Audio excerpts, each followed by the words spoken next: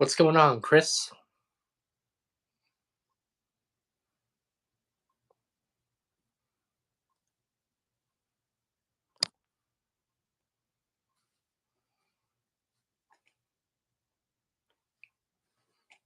Just trying to see if we can add our little special guest star here. If I can try to reach out to her. So, see what happens. How you doing, Ed?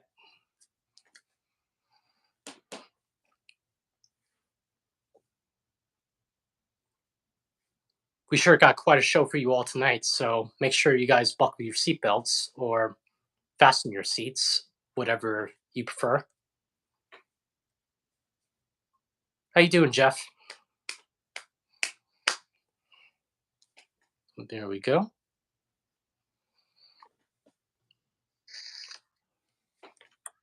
How you doing, Peachy? Good. How are you? Good. Good. Thanks again for joining me tonight. Absolutely. Thanks for the invitation. No problem. So for some reason, I couldn't seem to invite you when I was using my iPad. So I guess we'll probably just have to do it off of my cell phone as of right now. Yeah, I was trying to connect with my laptop and it didn't like that either. So I'm on my phone as well. Right. All right. So for those of you guys who are just joining us now, welcome back to my channel over at Railchief 74. As always, my name is Mike, and I'm with a very special guest here, the Wonder Woman of model railroading herself, Peachy from Peachy's Trains. So what's going on, girl? We're really happy to have you on the show tonight. Well, thank you so much. Yeah, it's awesome. My channel is blowing up. So yeah, I'm just happy to be here and happy to hang out. So I guess we'll get started on a little bit of the Q&A as of right now. And in a little while, we'll run some trains for you guys, and we'll also try to give some of our thoughts on some of the latest items that just came out of Lionel's 2023 Volume 2 catalog, I believe, and we'll share our thoughts and opinions with you guys. And if you guys have any questions yourselves, make sure to fire away in the comments section below, and we'll try to answer them as best as we can. Yeah. So, without that being said, I did have some questions around here. Just give me a second. So, Peachy, what was your first introduction to model railroading, and how did it affected you as far as the hobby goes? Sure. Uh, so, how did you and your husband first get into model railroading, and how has it affected your life as a whole?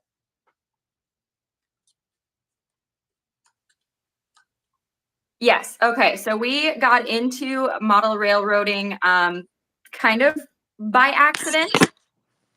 We were going through Atlanta, which is Legacy Station is in Atlanta.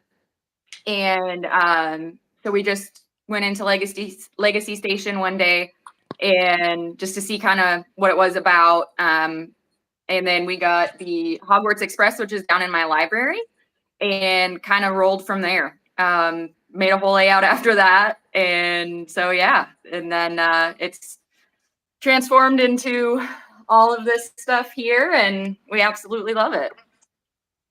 Nice.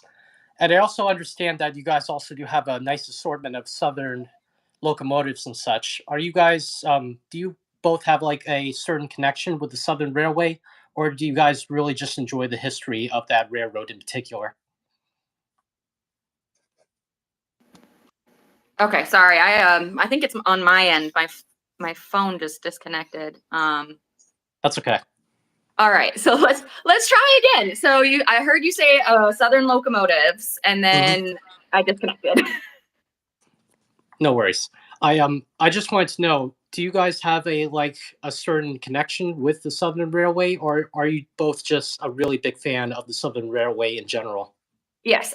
So great question. So yes, my husband, he grew up in Georgia, and so those are the trains that he remembers growing up as a kid and all of that kind of good stuff.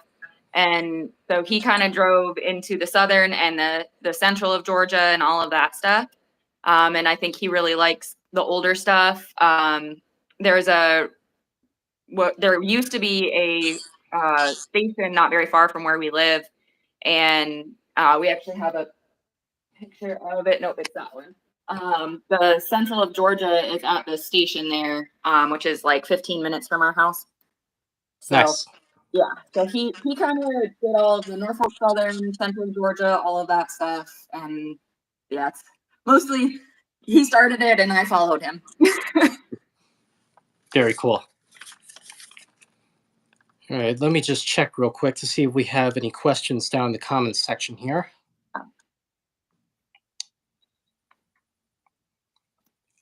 So Mad Trains wants to know, are you guys ordering anything from the Volume 2 Lionel catalog this year? So we were looking at it last night. There's nothing that I'm pre-ordering right now, but I really like the Looney Tunes train. I do too. Yeah. So that might have to be an acquisition that I do end up getting. So we'll have to see what happens there. I couldn't help but notice that I think that Wile E. Coyote is kind of like the center of that train set, because whether you buy like the Acme fireworks factory or whatever it's called, or the train set itself, you're always going to get that little whatchamacallit, that shadowing of Wile E. Coyote being smashed onto the side of the locomotive or onto the side of the building. I mean, I'm pretty sure whatever you guys might choose. I mean, out of where was I going? Where was I going with this again? That Wile E. Coyote, yeah, he was like the center of both.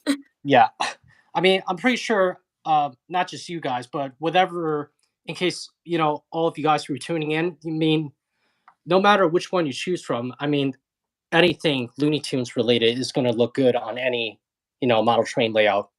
Depending on what kind of cup of tea you guys might like the best. Yes. I'm going to redo some of my setup here really quick while we're doing this, since my computer did not work the way that I wanted it to. So, how did you get into model train?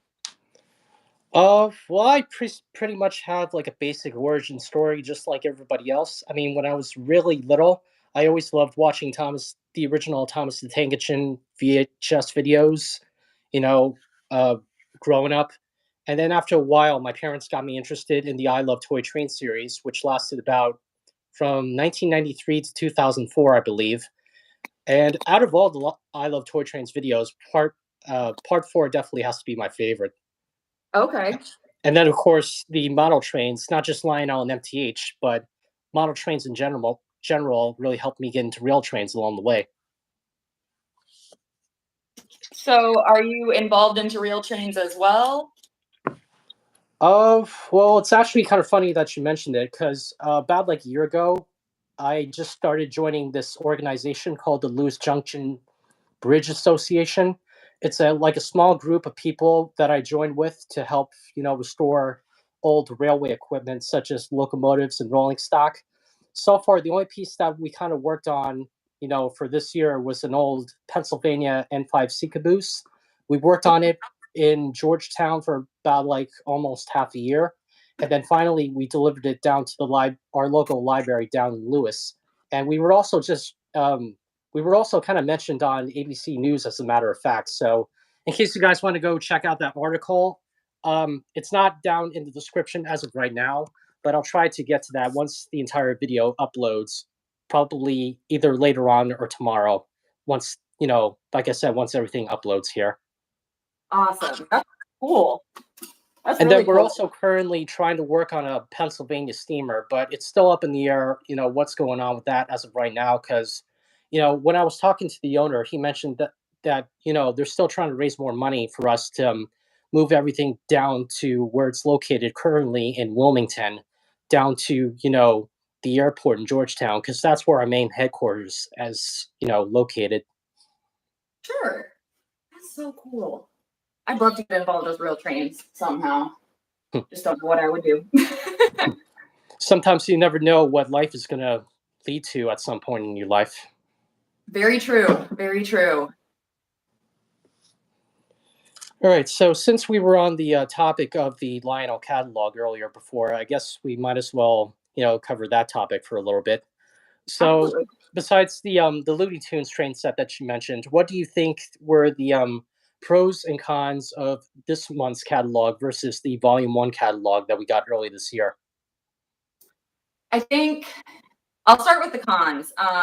For me, anyway, is that it was a lot of Pensy and Union Pacific. Not a whole lot of variety, not a whole lot of other train lines as far as like the big stuff that they released. Mhm. So I was a little bit disappointed in that because we don't put any of those on our layout at all. But other than that, I thought it was a pretty awesome catalog, honestly. I'm pulling it up again here right now just to make sure that I am. I want to look. My internet wants to turn the page. There we go. There was. Oh, I love the new F-19s.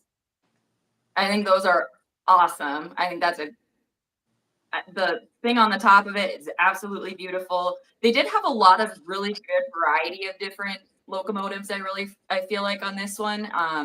Last time they released a lot of the big boy, that was like their big thing last time, and that it was all kind of focused around, a few locomotives, a few engines, and this they have a good wide variety, and a lot of them are actually, I was looking, able to be run on a little bit of a smaller curve radius, which is another big bonus for me because I do not have big curve radius.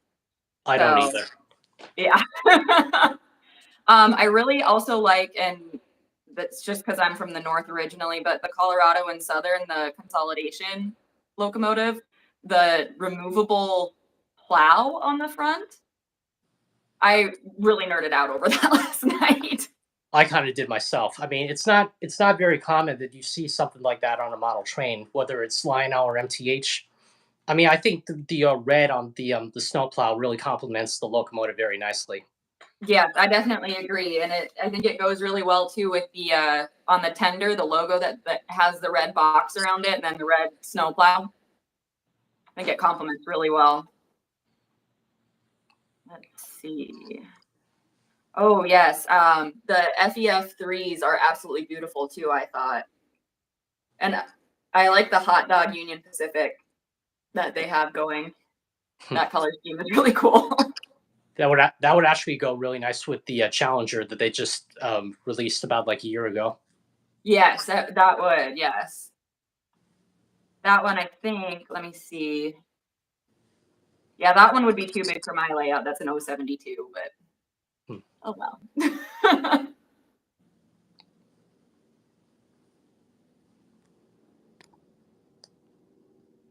Okay, looks like somebody also wanted us to mention that Lionel is also bringing back the 726 Berkshire this time around for Lioncheap Plus 2.0. So that is indeed correct. I can't really say I'm surprised, but I'm actually really happy that they're giving that locomotive an upgrade for a change. I mean, we already had it for Lion Sheep Plus 2 1.0, whatever you want to prefer it as, but it's also really nice that this time around you can run it with not only your iPhone or iPad or Lion Sheep Plus remote, but you can also run it with TMCC this time around as well. Yeah, I think that's a huge thing for them to do. That was awesome. Most of the stuff that we run is Lion Chief Plus 2.0, so that is good for our layout for sure. Okay, so my battery is kind of at like oddly enough at 6% right now. So I'm gonna go Mhm. run downstairs and get my charger real quick. So Okay. in case you guys have any more questions or comments, I got Peachy over here to help you guys out with that. So I'll be back in a jiff. Hope you Yeah, guys had I fun looking at this. also am a fan of the GP30s. I was just looking at those. Had just gotten into the diesel sections, so let me get back into those because yeah, they are a little bit pricey on those GP30s, but they are beautiful. I also like the SD70s. I think those are really gorgeous as well. Not quite as much as the GP30s, so that's nice.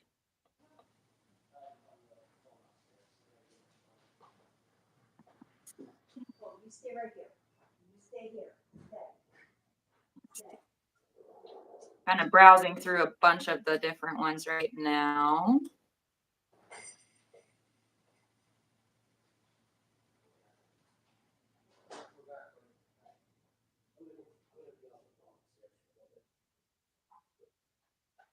In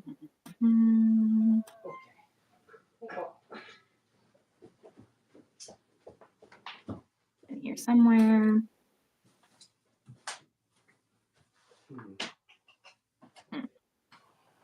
Where went? All right. Yes, the blue bonnets are awesome, and I'm also really excited about the Empire Builder, the Great Northern Empire Builder. So, because again, that's a line that you don't frequently see everywhere. So I'm really excited to see that Great Northern Empire Builder. If it was in HO scale, I would probably order it for my dad. All right, there we go.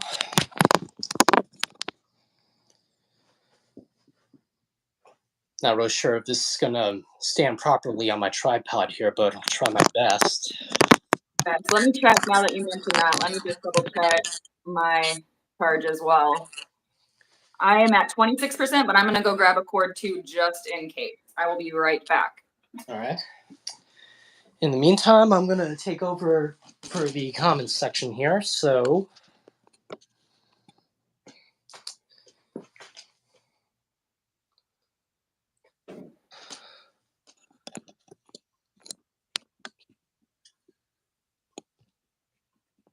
yeah, so yeah, that's right.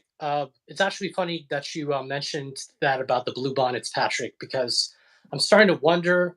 I mean, I don't think this is too much of a coincidence, but it feels like Lionel is trying to really keep a sharp eye on Menards. You know what they're doing with their product line lately.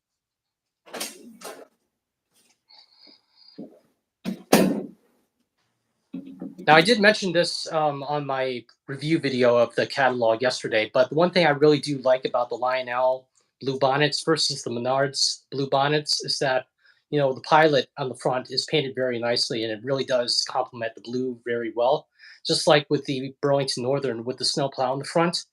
And I also do think the black trucks look a whole lot better than the chrome that Menards has on their 4.5 beta units. Yeah, I agree. I do. There are a few things that Menards does really well, but I do like what Lionel did on this one better. I also kind of think that Volume 2 does a lot right this time around than does wrong. I mean, the one complaint that a lot of people had with Volume 1 was the pricing on most of all of their higher evolutionary type locomotives, such as the Big Boy. Trying to think what else they had for Volume 1. Just give me a second to think.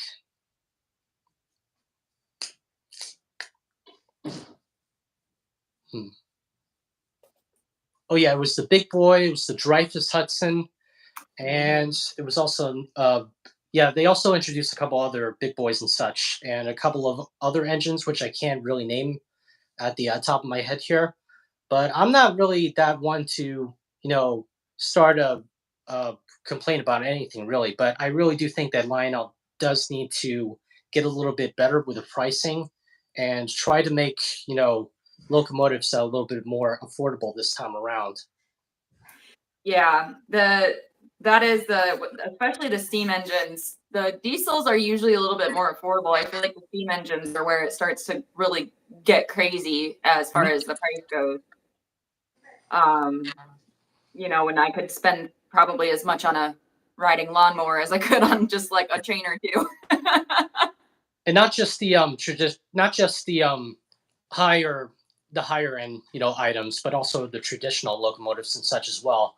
And Mm-hmm. I do remember in the Volume 1 catalog that they were, when they were making more Polar Express sets this time around, they're charging like $400 for the completed, you know, not only just the locomotive itself, but also the passenger cars to go with it.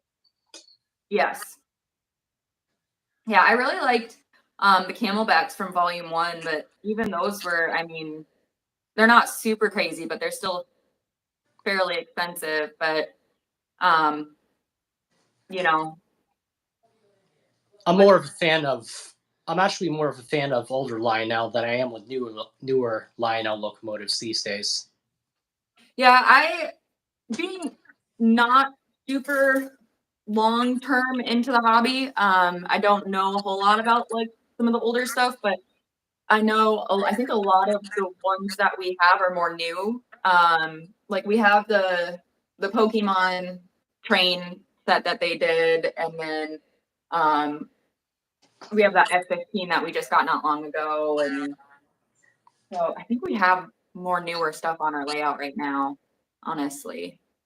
But we do have a lot of like older box cars that I Hmm. think are really cool. Like I like some of the older box car designs. And then of course I have the 1990s girls train, which is older Lionel and I love.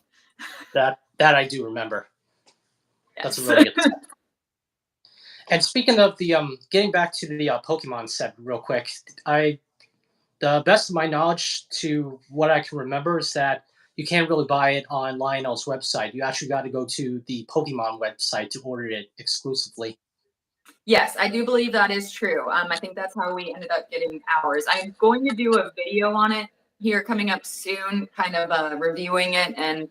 But that was the Pokemon train was actually my second train. So I started with the Hogwarts Express, and then the very next train I got was Pokemon. I mean, who else out there doesn't love Pokemon? In case you grew up in the Yes, '90s, like me and Peachy here. I mean, there's a lot of franchises out there that are really gonna be a huge impact on you going forward. And these days, nostalgia is really starting to come and give its what's the term that I'm looking for?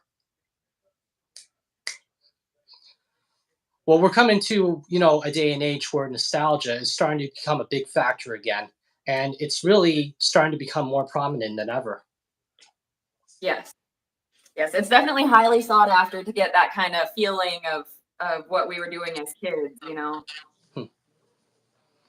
Now, as for the set, I think they did a really good job. But what could have made the entire box set even better was to add like a little speaker inside the box car, so that way you could have played the iconic Pokemon soundtrack inside. Yes, I do wish that is the only complaint I have, is that even the announcements are just like generic road announcements. None of them are Pokemon specific announcements. So I think that's the only complaint about the train that I have though. Hmm. All right, let's see what else we got here. I believe I left my little notepad in the back here somewhere.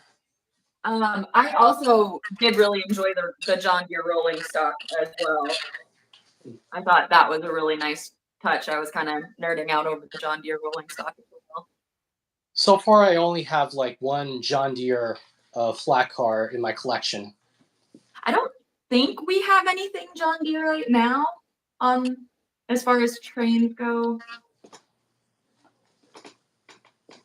I don't think so. Oh, that's a lie. I have a John Deere tractor in my farm yard. Really? So, yeah, I mean Hmm. I can.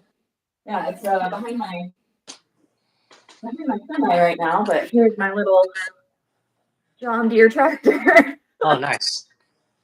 Not gonna lie, I seriously thought you meant like a real John Deere tractor that you had. Oh no, I don't have. I have a John Deere mower that's real, but not a tractor. Hmm. It's almost like everybody is starting to get into John Deere lately.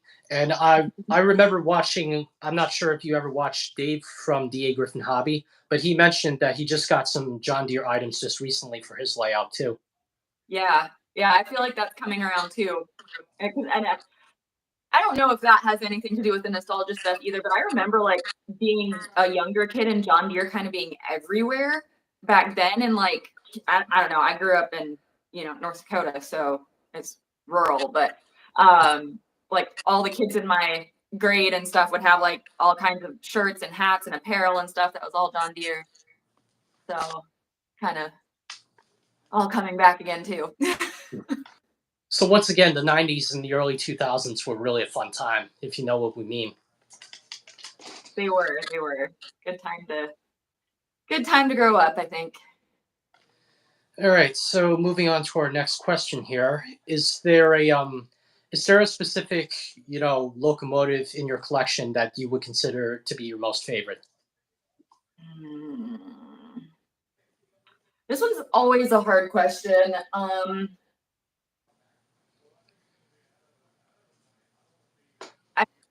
As far as the stuff that I run frequently, which I pulled out 2 trains to run tonight, and it will probably surprise anybody that knows Peachy's trains. Neither one of them are Atlantic Coastline, and I think that actually one of my favorites is the ET44, Norfolk Southern. That is, I think, my favorite. That was our first like real train, not the Hogwarts locomotive or the Pokemon, but like actual legitimate model real was that one. And I think I've become attached to it, and I still think that it has one of the best sounding horns that I've ever heard. So Hmm, probably that one. very cool. I would probably say that my first train was probably most of the older post-war, Lionel steamers and engines that my dad had when he was growing up, and I also did Mm. have a couple of MTH, locomotives here and there. Like probably my favorite Rail King train set that I've always had my entire life was the Amtrak Genesis with the 4 passenger cars. Well, actually, it had 3 passenger cars, and I think it had a dome car as well, Oh yeah, or those whatever you want to cars. call it. Yeah, the with the observe on the top. Yes, I love those. Those are my favorite kind of passenger cars. Hmm. It always makes me wish that I had more of those because even though I don't have a whole lot of Amtrak pieces in my inventory, I really wish I had more of those passenger cars to go with the set. Yeah, I have 2 passenger sets that have a Vista Dome on them, and then all the other passenger sets that I have do not. I have one in Southern and one in Atlantic Coastline. And then my second train was actually my first train set that I got for my birthday when I was 7 years old. It was a semi-scale model of the Norfolk and Western 611, also another Rail King item. It came with a baggage car, a dome car, and then finally the observation car. And then it also came with the lock-on, circuit breaker, and the Rail King remote control. Ooh, that's awesome. Yeah, I don't. We didn't have trains like growing up. I had a model train around my Christmas tree, but that was it. So like I don't have any cool trains from growing up at all. And then finally, my first Lionel set was once again my dad's 2243 Santa Fe engine, as well as the Pennsylvania K4 numbered 2035. And then my official first Lionel post war steam locomotive was the 2055 back in 2005. I know that's a little bit on the nose there because I keep saying the number 5 over and over again, but that's just the way it is. That's how it goes sometimes.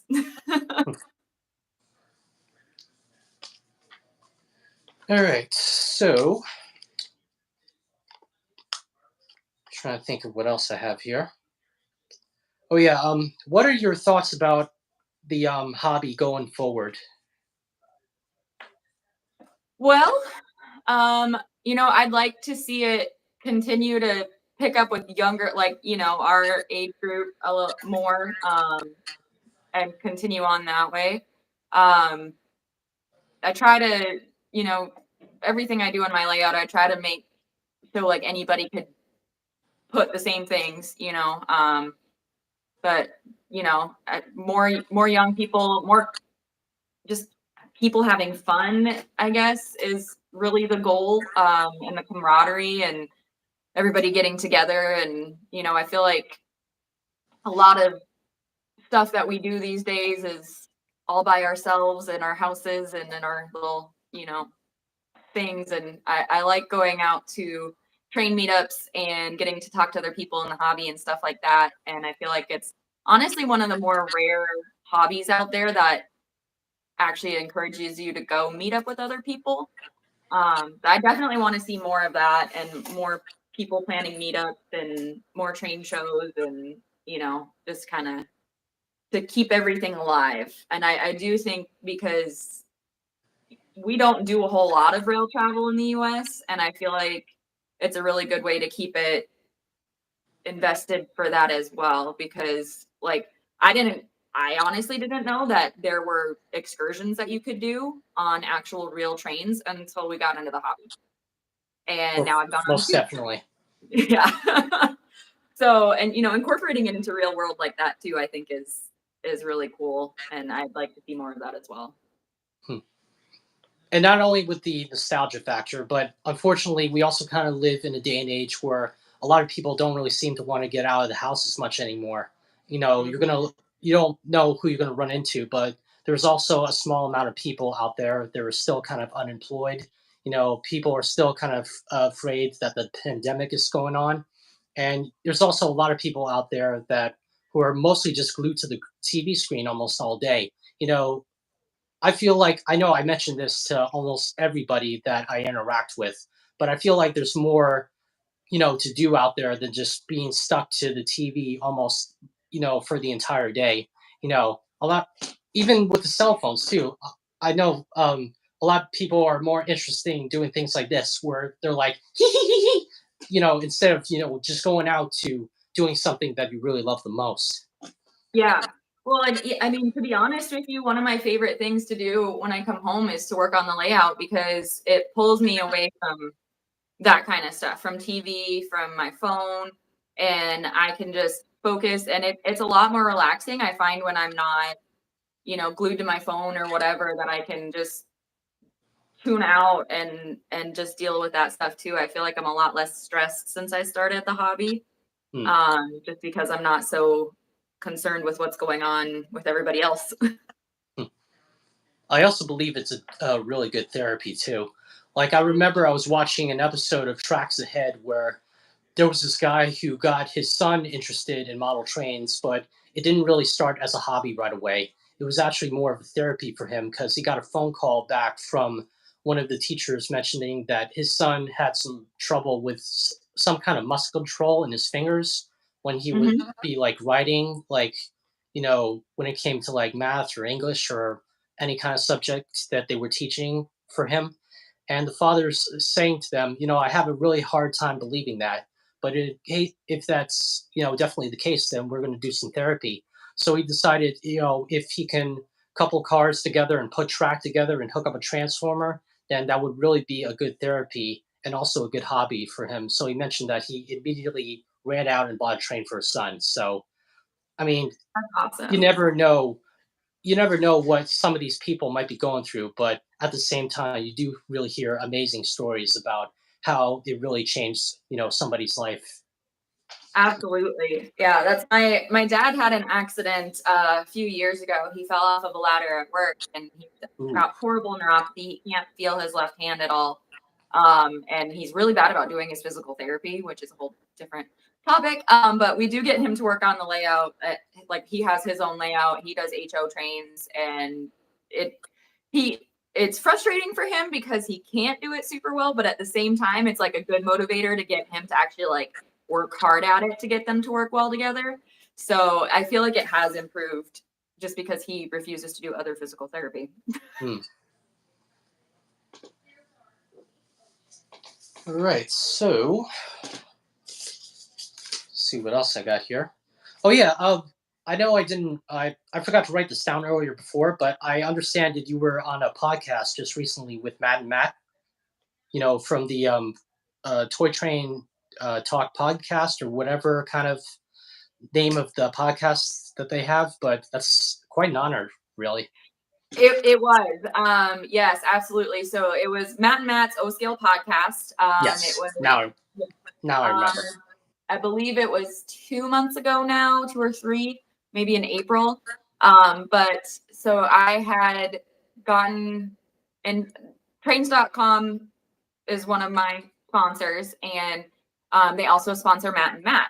Hmm. So the guy that runs all of the social media stuff on trains.com reached out to me, and I guess Matt R, I know for sure. I'm not sure about Matt, the other Matt, and everybody else, but I know Matt R was a fan of he had found my channel, and so he reached out to trains.com to see if they could reach out to me to see if I would be interested in going on the podcast.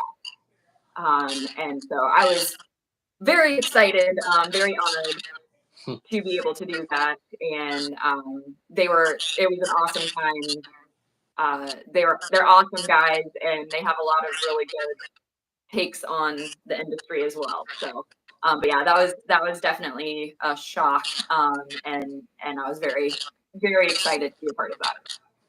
I actually met Matt and his friend Johnny over at York, Pennsylvania last year for their annual York train meet that they usually have during the October time. And Yes. I never really, I don't necessarily remember what his last name is, but I do know that he was one of the Matts that I interacted with a little while back. I never met, his other friend Matt, but he does seem like a really nice guy. Yes, yes. They all of them that are involved in the Matt Matt podcast, they're all awesome. So really nice guys. Hmm.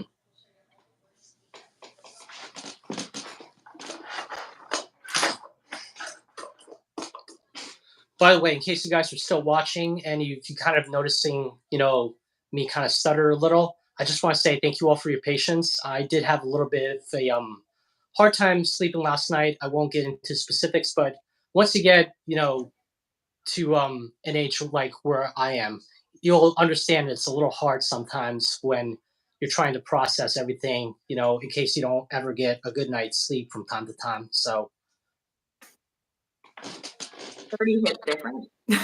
yeah. It does. People said that to me all the time, and I was like, sure, whatever. No, 30 is. I mean, 30 is sometimes it's easy, other times it's a little bit challenging, depending on what time you go to bed during the night and what time you get up during the morning. Yep. Sometimes you realize that you slept wrong, and your neck is like all cricked up. Yeah, I hate stuff like that. Even Me last night too. when I was like trying to make myself comfortable, I felt like my arm was gonna pop right off of my shoulder here. Yep. Good time. All right, so I understand that you also got another Southern steam engine in your collection. So what else can you tell us all about it? So yes, that was my new one. That's the 4501. It was a surprise. My husband surprised me with it. Had no idea that we bought it. It's absolutely gorgeous. Uh, I think so. It has the synchronized chuffing and the sound and everything. I love that. That's my favorite part, I think. But it also has the flickering firebox, which is also like a huge thing for me. Mhm. But right now I'm running on an inner loop, so I don't actually get to like see that very much while I'm running it, but that's okay. But yeah, no, it's probably my second favorite engine right now, maybe. I don't know. I am a huge steam fan, but we have tended more towards diesels. Mhm. Um, so it has not come off the layout since we got it. That's like steam engine, yay. I'm the exact same way. I mean, I always been a fan of. I mean, I still am a fan of steam locomotives, but when it comes to the diesels, the newer stuff you can keep. But I'm more of a old-fashioned type diesel kind of guy. Like the F3s, the Jeeps, the Trainmasters. All of that stuff has like a rich history to me. That's mostly the type of engines that I stick with. Yeah, I just recently got some Atlantic Coastline F units, which I have been seeking for a very long time, and I absolutely love the older design. I think I don't know, you can't beat it. Hmm.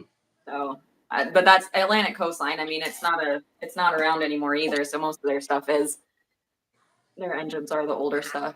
I think I may be wrong in saying this, but I think the most modern is the GP7. Mhm. So yeah, I don't know. I just love Atlantic Coastline, partly for that, and I think because it doesn't exist anymore, and I like the history part of it too. You also kind of caught me by surprise when you mentioned in your video that the nickname for the Mikado was actually the Emperor. Yes. Yeah, I thought that was really fitting. Yeah, it does. It actually does sound fitting. Really Yeah, adds a nice ring. it has a very nice ring to it.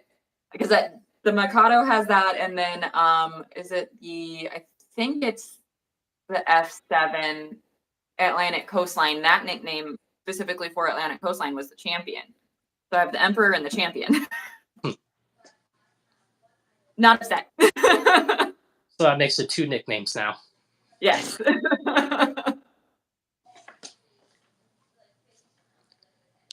Let me just double check to see what's going on in the comments section here.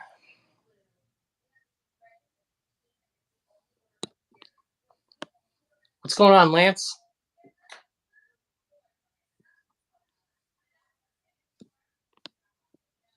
How you doing, ELW trains?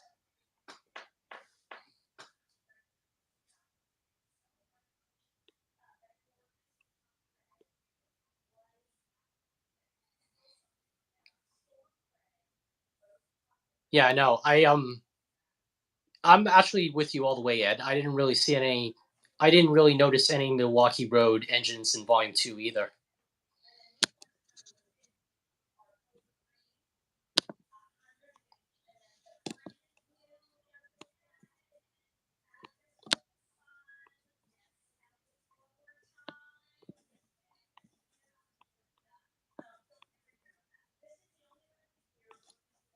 What's going on, Dave?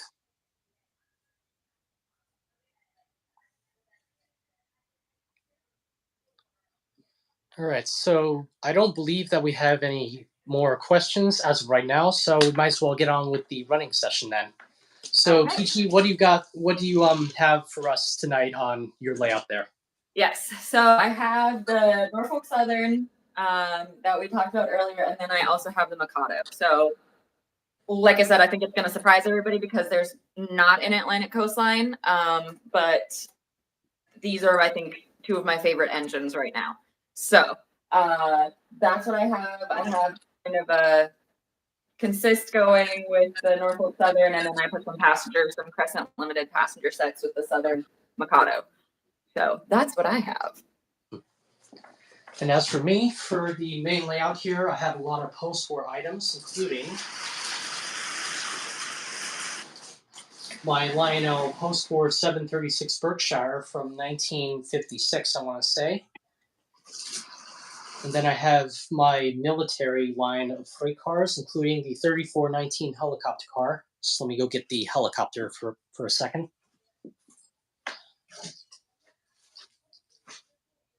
There we go. I also have the Lionel 3665 Minuteman car with a reproduction roof on top of here. And then I have the 3830 Submarine on the blue flat car. I also got a 3650 Searchlight car with a removable searchlight, the aquarium car, flat car, brown caboose. And then in the center on the layout over here, I have the Lionel Santa Fe 623 NW2 switcher from 1954.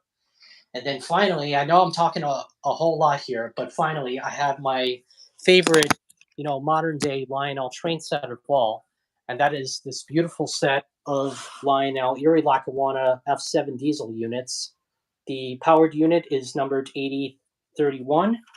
The dummy unit, or the B unit, I should say, is numbered 8032. And then finally, the dummy is numbered 8034, and it's heading a long line of standard O freight cars by Lionel and Atlas, as well as a New York Central pacemaker caboose from 1984. Enough said. Awesome. Right, yeah, let's see.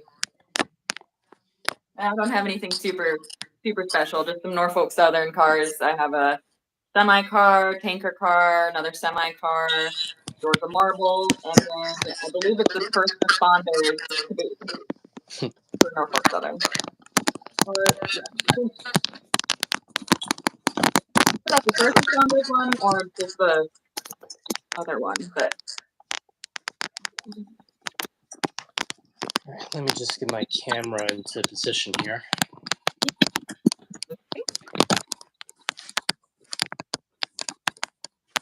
all right. So how are we running at the same time? How are we? Yes. Okay, cool. Let me go ahead and start.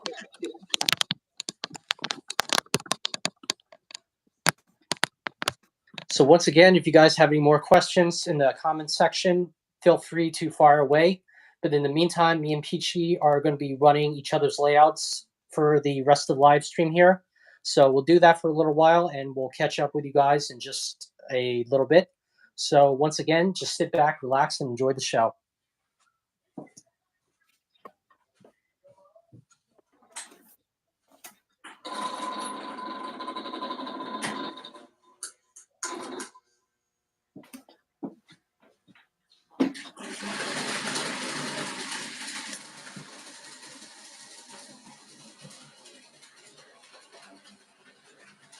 Try to get a good angle here.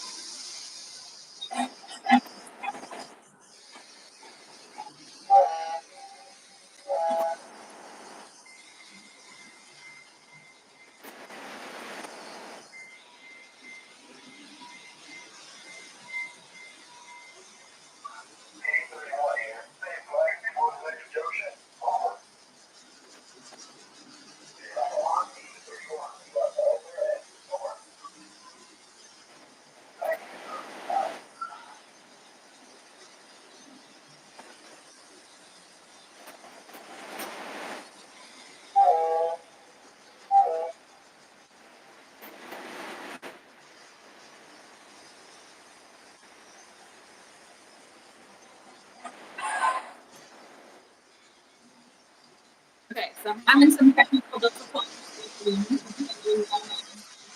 The bridge. So we will What'd you say? my my Norfolk Southern doesn't want to run over the bridge, so we'll just run the Mikado. No worries.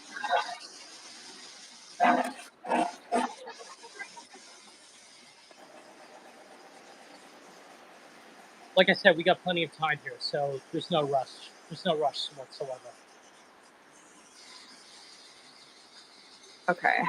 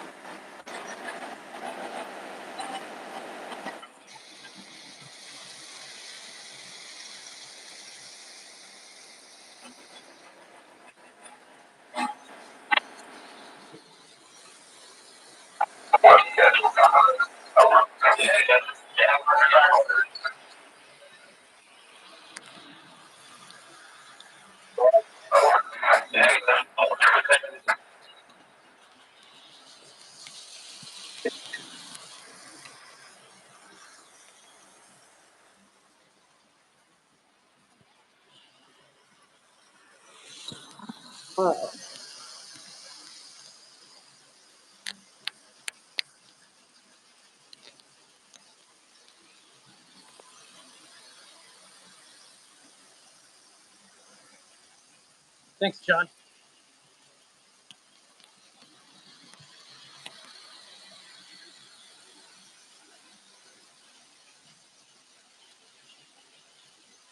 Yes, there probably is something.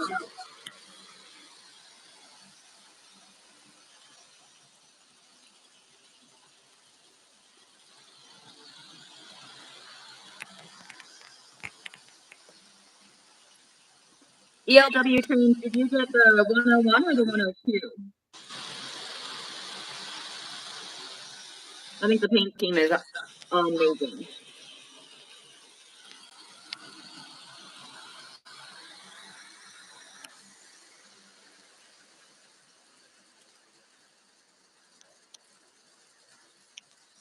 What was that? Talking about the Dash 8 that I got, the Central Georgia.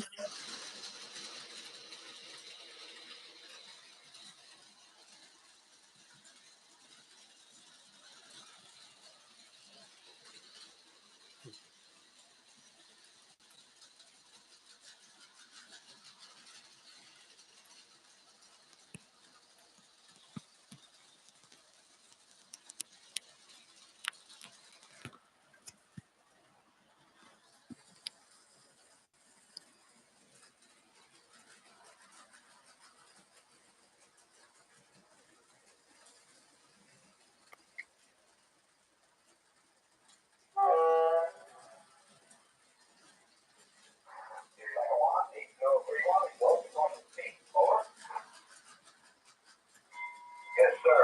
Back it off a bit.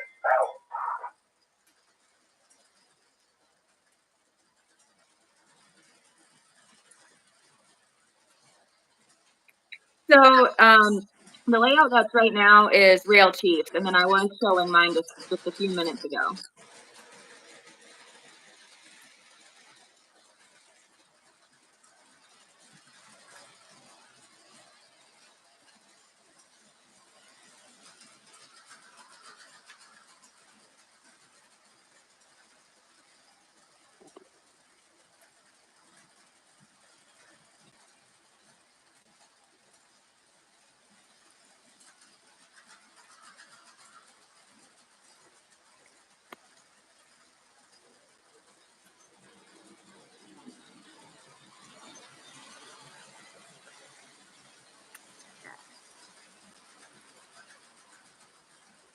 I know we were talking earlier about the Menards cars, so here are some of them.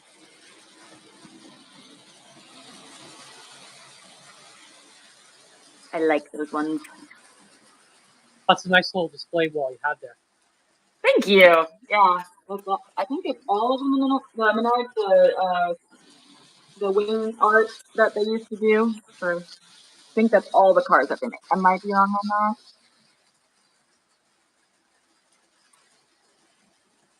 I'm so jealous. I really wish I had something like that.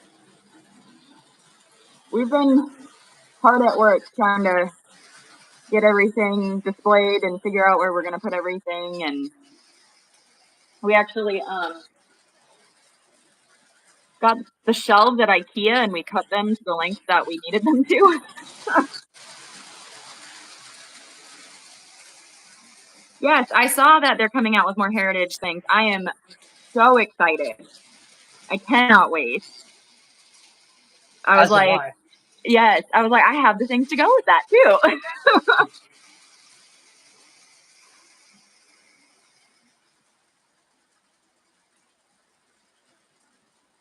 Out of all the heritage units that they showed, which one would have to be your number one pick? Oh gosh, probably the Memphis Belle. I think. That's the one that I remember specifically sticking out to me. And that's also because this box right here is also the Memphis Pearl. So then when I saw that, I was like, oh my gosh, that's perfect. If I had to pick one myself, it would probably, if I did, if I could afford it, I would probably have to pick the Jersey Central Heritage unit. Yes. As far as yes. I think I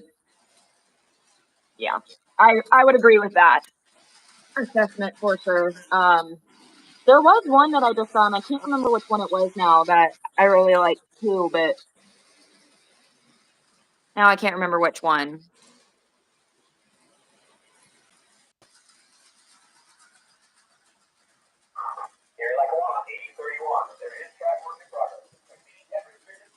Yeah, we actually have two different types of shelves in here now. So we have the ones from IKEA that we did, and then on all my passenger sets, we have Mr. Train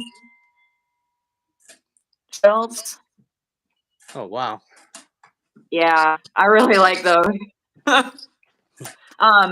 Ben's Trains had a thing on Instagram about those, and so then I was like, let's try those.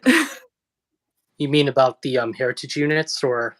No, the train shelves that we have. Oh, the train shelves. Yep.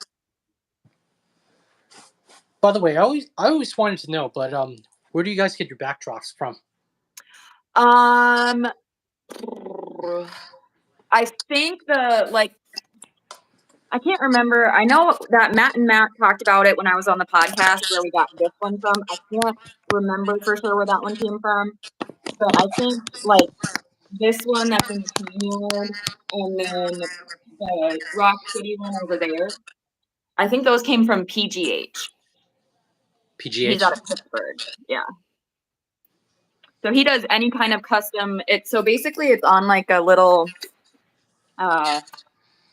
foam board that fits against the wall really well, and then it stands up, so you really don't have to do much with it. And the rail yard one actually lights up, but he does custom basically whatever you want.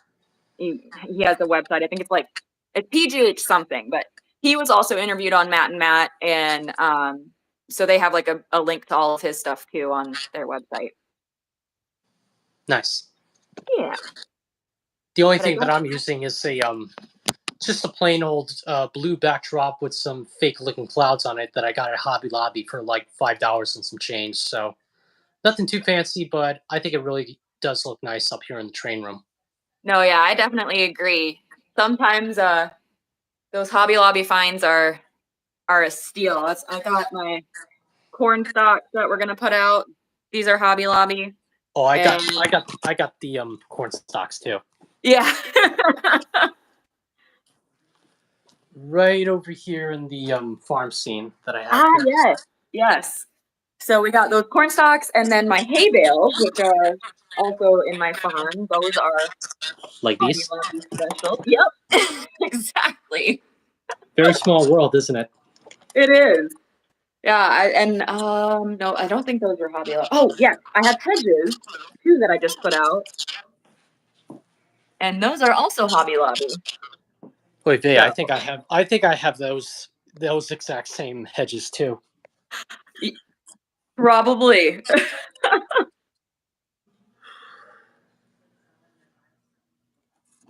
I mean, I do have a couple of flowers that I also got at Hobby Lobby for the cemetery here. Yes. Yeah, I like to just kind of peruse every time I'm there and see okay, what can I make work? And that's also kind of my little advice for somebody who is, interested in building a layout for the first time. The one thing I really recommend is, don't start to build anything right away.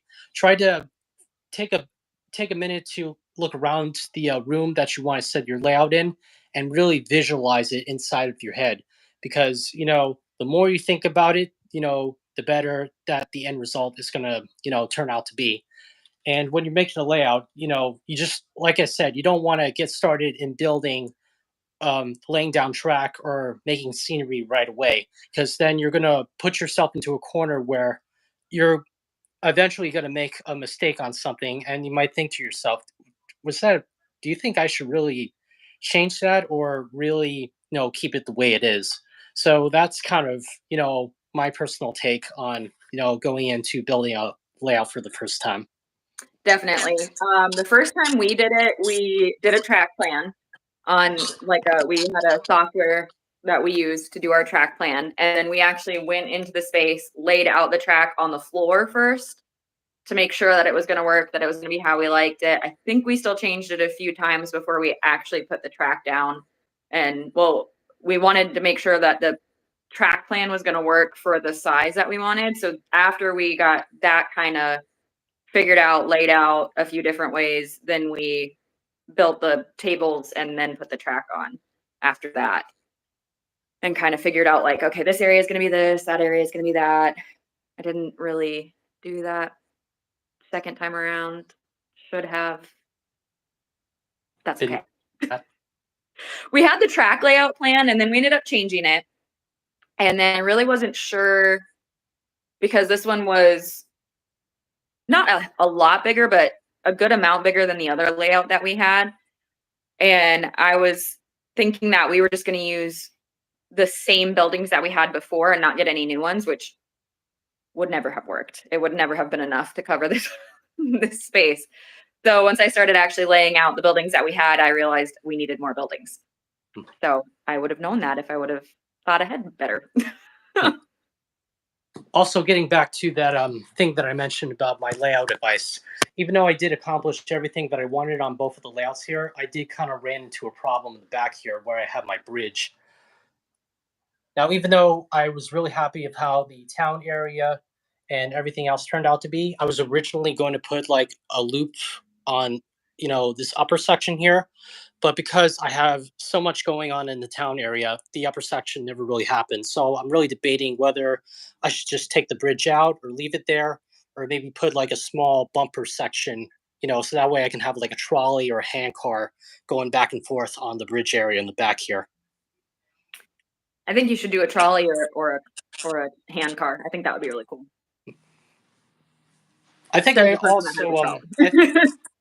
and it's actually kind of funny that you also mentioned that too, because I remember Chris over at Chris's Trains and Things, or not Chris Trains and Things, Chris Trains and More. He also kind of gave me the same idea.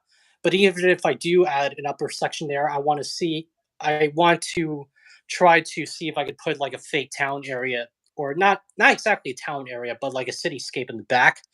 And I'm not really sure if you're familiar with the TM Books and Videos Great Toy Train Layouts of America series, but Yeah. there is one guy that I really do love his work. His name is Clark Dunham, and he used to be a Broadway director, and the way he just puts together model trains and Broadway backdrops is just absolutely phenomenal. I've always been a fan of his ever since watching TM Books and Videos for the first time, and I always wanted to do something like that on my original layout. I didn't really get a chance to do it, but hopefully I'll get to do something like that for this layout this time around. Yeah, I think that would be really cool. If you haven't, I think it was Eric Train. He did a Mhm. layout tour and he has some where he kind of has it like fading into the background, kind of like that too, where some of the stuff that he has, there wasn't room for it because he's going through hallways and such. Mhm. But he like put it into the background. I think it looks really cool. He's got a lot of like flat buildings that, they're like that big, but they still light up all the insides and stuff too. So I think is a really cool idea. And I also especially love that little HO uh, section that he has on top of his layout, where it's just a plain old loop track, and then he's got like a little siding which ends up into a corner of the train room, and then right in the mountain where the track is headed, there's like a little mirror inside the tunnel, which gives the illusion that the track just keeps on going. I think that's a really nice touch that he's Yeah, added to the layout in recent years. I agree. Yeah, he has definitely had some very creative touches on what he's done because I mean he has a lot of space. He has an entire basement that he has devoted to his trains, but going through those hallways and stuff like that, he is limited. So he has really done a lot with it, and I think he's done a really good job. ELW, in case you're interested in purchasing the bridge, if that's what you're implying, the bridge unfortunately is not for sale. So sorry to disappoint. I'll take the bridge. Oh, that's funny. I had to look at my computer because I'm not getting the comments on my phone right now.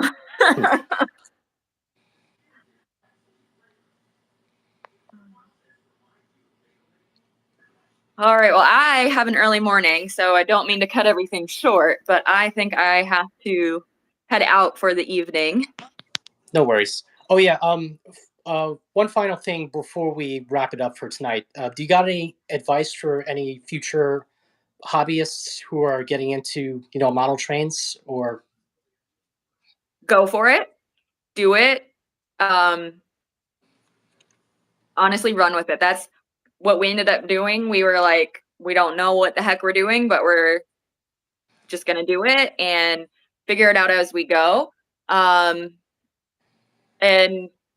go to your local hobby store. They will have advice for you if you get stuck along the way, or find us YouTubers and ask us questions, because I like to answer questions. If you have questions for me on what to do on your layout, I will answer as best I can.